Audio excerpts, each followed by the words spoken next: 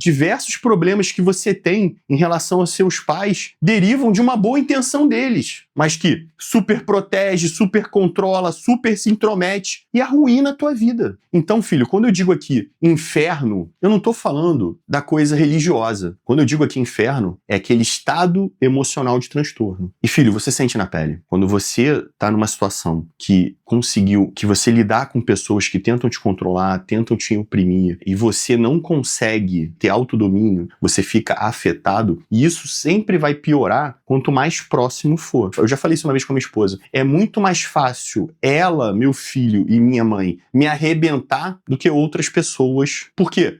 O meu nível de armadura pra eles é muito baixo, porque eu os amo, mais do que eu. E rola essas conversas com ela, da gente falar o quanto as pessoas próximas tendem a ter mais capacidade de nos levar pra cima e pra baixo. E, cara, você, quando tem mais consciência, pessoas com pouca consciência estão pensando em prazeres, em felicidade, em ser aceito. Pessoas com mais consciência estão pensando em bens e resultados. Pessoas que aí, cara, isso aqui já é 5% no máximo da sociedade, são as pessoas que estão pensando na transcendência, em causas, em propósitos, em coisas maiores que elas. Mas as pessoas de baixa consciência, que é a maioria, elas não percebem, né? O Marco Aurélio, ele vai dizer, todo dia de manhã, antes de sair, eu me declaro. Hoje eu encontraria um idiota, um bruto, um estúpido, não sei o quê, que são níveis de baixa consciência. Mas nada disso pode me afetar. Essas pessoas não sabem o que fazem, mas eu que sei, não posso ser igual a eles. Então ele faz uma declaração para não ser reativo, porque ele já sabe que as pessoas são assim, que as pessoas são limitadas. Ele entende, e aí eu já falei para vocês aqui, que o bem e o mal não existe. O que existe é baixa consciência. E aí que você começa a entender que o diabo não vai aparecer com chifre. A baixa consciência, filho, a baixa consciência faz as pessoas com intenção boa usarem métodos ruins, porque ela acredita com seu nível pequeno de consciência. Imagina que consciência seriam dimensões que você consegue perceber que a sua ação chega.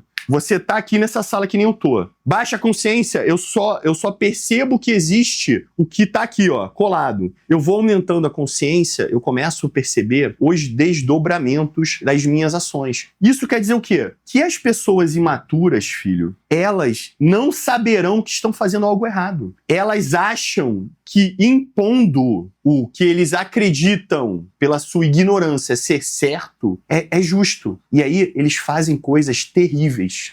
O grande convite aqui, filho, é você ter maturidade, que você é eles. Eu começo a entender o quanto eu sou limitado quando eu me coloco e percebo que eu sou igual. Se você não tiver humildade para olhar para o seu irmão e entender que ele pode ser baseado em boas intenções, mas com métodos errados, você nunca vai conseguir resolver esse problema que a gente tem. Vai ficar sempre essa guerra desnecessária. Se você entender, você percebe, filho, que quando a gente aprende como Cristo ensina, se colocar no lugar do outro, fazer a sua parte, liderar, a gente resolve o problema. Mas o nosso ego, o nosso primeiro pecado cheio de boas intenções, ele nos faz querer obrigar. E aí a gente quebra. A gente quebra como tudo. Porque esse é o paradoxo. A gente vai quebrar. Não é só porque você tem boas intenções que vai dar certo. Você tem que fazer um método virtuoso. Não pode ser um método baseado em ego, vaidade, opressão, imposição. Senão vai quebrar, cara. Vai quebrar aquilo que você está tentando ajustar, mesmo com boa intenção. Você queria que a garota fizesse tal coisa porque seria melhor pra ela. Você não sabe liderar, tu tenta impor. Aí tu arrebenta a tua relação. Por quê? Não é virtuoso a imposição, filho. Foi o método que deu errado. O método virtuoso é convencimento. Só muda quem quer. E se você ficar tentando mudar as pessoas sem elas buscarem, serão dois afogados. E aí você cria o inferno que você tá tentando evitar. Todos carregamos isso. Mimados quando fracos, ditadores quando fortes. Quando estamos em baixa consciência. Então toda pessoa carrega dentro de si um mimado e um ditador. Sei que se eu fizer isso na minha relação, seria melhor. Eu entendo, filho, boas intenções. Se o método usado não é virtuoso, ele envenena o processo. Sempre, por mais que as intenções sejam boas. E eu vou te mostrar aqui com uns exemplos. Filho, qual é o paradoxo do medo? E aí tu leva isso pra tua vida, tá, filho? O teu cérebro pesquisa tudo aquilo que o seu metaconsciente indica pra ele. Então, se você falar bunda, todo mundo pensa em bunda. Tu falar tênis, todo mundo pensa em tênis. Tudo aquilo que tocar em tensão, o teu cérebro vai pesquisar uma imagem referente. Então, o teu cérebro é um buscador automático. Você não consegue controlar isso.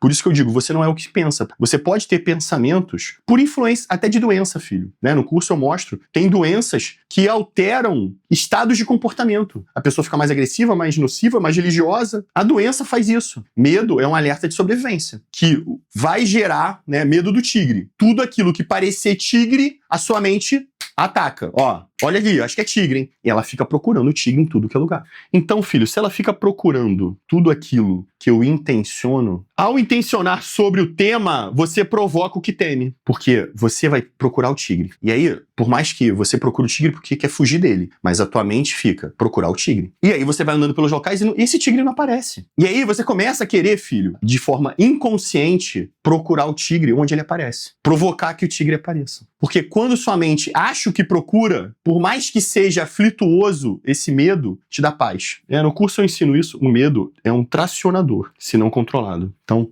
você tem medo que no tatame você passe mal. E aí você chega no tatame, teu corpo começa a intencionar passar mal porque você fica buscando aquilo. Quais são as coisas que podem fazer eu passar mal aqui? Porque a crise de pânico, ela é assim, filho. Ela funciona assim. É você tracionando o que busca. Então, filho, o medo, ele intenciona a sua mente e faz com que o teu subconsciente provoque a busca do que ele teme. É isso que o medo causa. Esse é a regra do paradoxo do medo, que eu ensino no curso, se você quiser entender melhor. E aí vem os efeitos, que são destruidores. Exatamente por tentar controlar uma relação, fica nessa agonia, você acaba perdendo ela. Um pai e uma mãe tentando proteger muito o seu filho do mundo, o torna frágil para o mundo. Fato. Os teus medos de deixarem seu filho frágil, o torna frágil. Você não gosta de luta porque você tem preconceito, porque você acha que o mundo tinha que ser... Mas o mundo é o que é, filho. Mas você acha que tornando seu filho inofensivo faz bem para o mundo selvagem. Não faz, filho. Não são as pessoas fortes que sabem lutar que atormentam esse mundo. São as pessoas covardes. Você tem que treinar seu filho para não ser covarde. E tem que treinar seu filho para ser forte, para saber lidar com os covardes. Essa é a regra do jogo.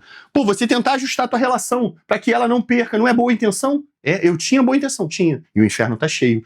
E aí, filho, você causa na tua relação um tormento que a pessoa não te suporta mais. Você causa no seu filho um tormento que ele vai ter que arcar pro resto da vida. Você causa o inferno, às vezes, na vida dos outros por boa intenção. E as pessoas também causam na sua vida por boa intenção. Isso aqui é uma dualidade que você pode provocar e que você pode ser vítima. Mas eu preciso te deixar claro que você, com as suas boas intenções, pode estar causando inferno na vida de uma porrada de gente. Porque você não tá tendo um método virtuoso. Você não entende a virtude. E aí, como você não entende a virtude, você faz sem virtude, porque tem boa intenção.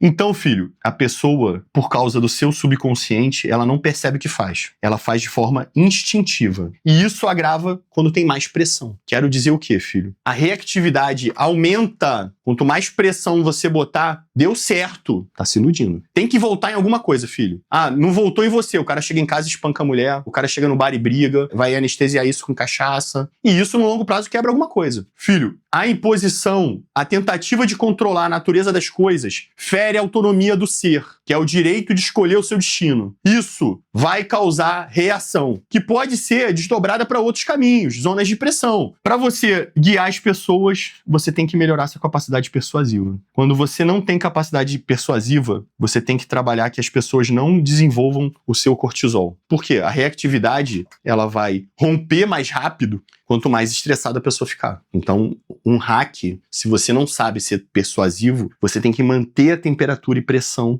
mais linear para as pessoas não explodirem em reação à sua tentativa de impor ou tentativa de controle. E isso aqui, filho, tá? É o próximo domínio do curso, que é o domínio social. É onde eu ensino isso. As coisas são como são. Você tem que aprender a lidar com isso. Como você vai melhorar isso? Aí eu vou falar nas próximas aulas. Você tem que melhorar a sua capacidade de lidar com o diferente. Então, relações pessoais só com pessoas que pensam igual a você te colocam numa bolha que vai te atrapalhar ao lidar com o diferente. Já vai te aumentar o cortisol.